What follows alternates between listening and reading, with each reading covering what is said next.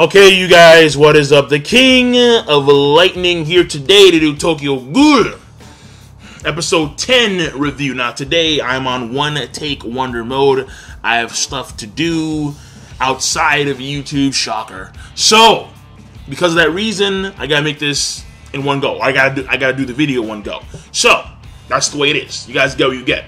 That being said, the episode link is not in the box below, obviously, because of not being anywhere that I know of that's legal. So you guys know the drill, Google, Bing, Yahoo, or you can go on any torrent site and download it illegally. Yeah. Now you can do whatever you want to do. I'm just saying that that option is available to you. Just saying that. Now, when it comes to the episode, I'm going to pretty much focus on the basics, and I'm going to branch off from there. Because the main thing here in this episode is the story progression and the pacing. The animation was weird. Like, it was good, but there were some scenes that were not good at all. And, like, an example I'll probably give would be when Ayato takes out Toka. Like, that scene, in a lot of ways, can be perceived good, but in other ways can be perceived to be very meh, very poor at best, because it was as if, you know what? Okay, here's a better word for it. It was abrupt. A lot of the scenes, like for example, another example, when you have these ghouls take out these doves in like an alleyway, and they just ambush the shit out of them, and like, done, and they just move on. I'm like, it was just bam, bam, bam, bam, bam. And it's because the pacing was extremely fast. So the animation ties into the pacing, which ties into, of course, the story progression. That's obvious. Those three are normally in sync. And because character development is something else that you can perceive outside of pacing, outside of story progression. That's something that's very obvious. But the thing here is that when it came to the pacing, again, it was really fast-paced. For example, you have Banjo, Kazooie, and company come in there, and then after Kaneki knocks him out, they start talking for like a minute. And then in comes Ayato from the roof, kicks in the window like, yeah, I'm here. Oh, shit, you're here too. You're a fucking coward. I'm not a coward. And then you're like, also about that and shit. And then in comes Jason. And you're like, what? Like, bam, bam, bam, bam, bam, bam, bam. It was just fast. There was so much stuff going on in 25 minutes. Their job, their goal, the animator's goal, or I should say the studio's goal, for this episode was to give you as much stuff as possible when it came from a story progression standpoint and from a character introduction standpoint. Therefore, the pacing had to compensate and be really fast. Therefore, some of the scenes couldn't get the quality animation that they deserved. So then we go to the story progression, and we learn about a shit ton of stuff. Oh my god. Aogiri Tree. And like, there are these two people that we find out. One's called Eto, and the other one's called Tatara or Totara, I forgot his name. Which I think he is the one-eyed king. Alright, the one-eyed king of Oshu. Like, yeah, man. If you haven't seen Sengoku Basara, then you know what I'm talking about. You just don't. Alright, the one-eyed dragon. Yeah! Put your guns on! Alright, either way, that's not important. What's important here is... oh, I fucking love that shit. What's important here is that we find out who these guys are from Aogiri Tree, and I'm assuming that Mr. Tada, he is the one-eyed king. Then we find out that they want Rize. We don't know why they want Rize, but they want Rize. And that probably ties into... I'm probably sure that the one-eyed king wants Rize because they're related in some way, shape, or form, like their brother and sister, or their lovers, some shit like that. I don't know. No idea. But they're dead. But Rize's dead. Which Kaneki fails to tell Banjo that. Banjo, Kazooie. And then Ayato takes out Toka. Like, they just pretty much ransack. And in essence, they take Kaneki. Like, they kidnap Kaneki. And they ransack, in that essence, Anteiku. And then you have Jason Nico. Oh my god. Like, Nico is a dude you don't want to be anywhere near, alright? Like, he has, like, a 50-foot perimeter that says, don't go near me, because I'm a weirdo. I'm a weird motherfucker. And he is. He truly is. Though, I'm pretty sure he's quite powerful, because he seems to be, like, he seems to be Jason's right-hand man. There you go. And I'm thinking that this was all set up, because we find out that Jason is actually a part of Aogiri Tree. And it looks like the One-Eyed King is a half ghoul, half human, which we know from a lore standpoint are stronger than actual ghouls. And the CCG have evacuated the populace in the 11th Ward so they can send in a whole mess of doves to take on Aogiri Tree, which Aogiri Tree, at the beginning of the episode, they wiped out the CCG headquarters in the 11th Ward. Again, like, just go fast. And we find out that apparently they have over 200 members. They have over 200 ghouls that are combat savvy. And then this ties into what's happening at the end of the episode, wherein which you have Old Man, who, by the way, pulled some cheap shit, because he, like, kind of tricked Nishi and Toka, and even Hinami, into believing that they weren't going to do shit, but in fact they were going to do shit. They were actually going to go in there and try and save Kaneki. In a sense, they're going to try and protect those who are going to save Kaneki. And you have them, or I should say the Old Man, mentioning the fact that if we do go in there, there's a strong chance that we're going to be either wiped out, either by the CCG or the Aogiri Tree. But I have a feeling that because they kidnapped Kaneki as opposed to kill Kaneki and piss off Anteiku. Well, I mean, because Anteiku's still pissed anyway, but, you know, like, instead of being for revenge, it's a rescue mission. And the thing here is that I'm pretty sure that they're doing this so they can either kill the Old Man or Yomo or bring in Anteiku to the fold. Because when you think about it from, let's say, a military standpoint, Anteiku, if they were to be a part of Aogiri Tree, their base is located in the 20th Ward, a place that's known for its peace, and it's going to be a good vantage point for Aogiri Tree to branch off into other areas of Tokyo. So, again, like, this is very possible. However, that may not be the case at all. So, we're not too sure. I mean, it could be that Kaneki's special in a certain way, therefore they want Kaneki.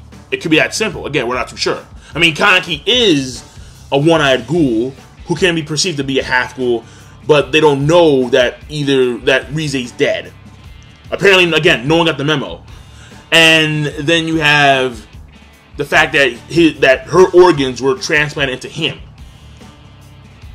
So there's a whole mess of stuff happening. And then you have, I forgot what his name is, because last episode I thought that he was a she. No, okay, Suzuya, the weird person among the CCG. Apparently we have Amon, well, no, her superior, the one who's Amon's friend, or the one who's always chilling with Amon at this point in time, he makes reference that Suzuya is an oddball, just how Jason is an oddball amongst Aogiri Tree. So that could kind of hint that Suzuya will fight Jason later on in this whole mess, which is very possible. I don't see why not. And Suzuya is really stoked about getting a Quinque among the 11th district. Among the 11th district ghouls. Also, because that may mean that if Suzuya does kill Jason, Suzuya can take Jason's Quinque and make it, or Jason's Kagune, and make it into his Quinque. There we go. That's very possible.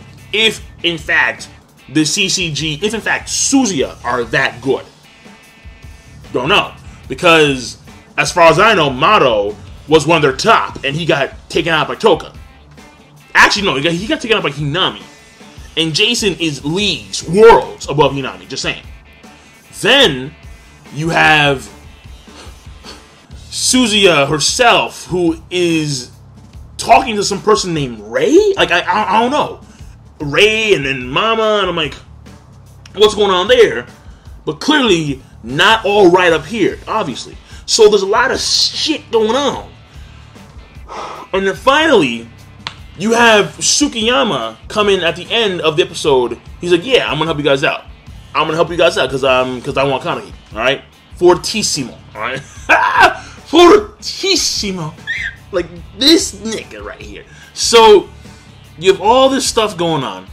It's in essence a giant info dump, and that's like the real meat. Like that's the best part of the episode, just finding out and learning about all these things, which is in hindsight very good for the story progression. The character development, there wasn't really that much aside from character introductions. Again, Eto, Suzuya, Mr. Tatara, and so on and so forth. Nico, right, there we go. But, oh right, and there's one more scene too. Jesus, oh my god, there's so much stuff. Hide is clearly investigating what's going on with ghouls. To me, it's obvious, and probably the CCG too. He has all these books. He has maps. He has photos of people, and so on and so forth. He's doing all this research, which I think probably means that even though he's still friends with Kaneki in his mind, in their minds, he's very wary of Kaneki because he's probably aware that Kaneki and Anteiku is like a ghoul headquarters. Therefore, he may actually join the CCG at some point in time in the future. Because, again, Hide is very perceptive in strange ways. However, what he's doing, in essence, is detective work. And the CCG are full of what? Investigators. Quote-unquote investigators. I call them exterminators. So, he may join the CCG in the future. It's very possible. It's very possible. Though, if he does, I'm pretty sure that he'd actually know that they would probably kill Kaneki. But then again, because they're masquerading as investigators, he may not have that perception. He may have a whole different perception entirely of the CCG. So again, what happens with that, not too sure at all. So overall, I'm thinking at this point in time, let me wrap up my thoughts here. I'm thinking that when it comes to the CCG and Anteiku, they're being lured by the one-eyed king of Oshu because he wants to bring in Anteiku into the fold, and he wants to take out the CCG, as many members as possible. However, there are X factors. Jason is an X factor because Jason, I don't think, can be fully controlled, obviously. Kaneki is clearly an X factor because apparently they're not aware of Rize being dead, and the fact that he's a one-eyed ghoul, but in the sense that he has his organs transplanted inside of him. That's another X factor. Then we have the X factor that is Suzuya, who may be actually fairly powerful according to her superior's hints. And Suzuya may be she may be stronger than Mata. Oh, I'm sorry, because he's a he. And plus, Suzuya has white hair too, so Suzuya may be like the son of Mato. Who knows? That's very possible.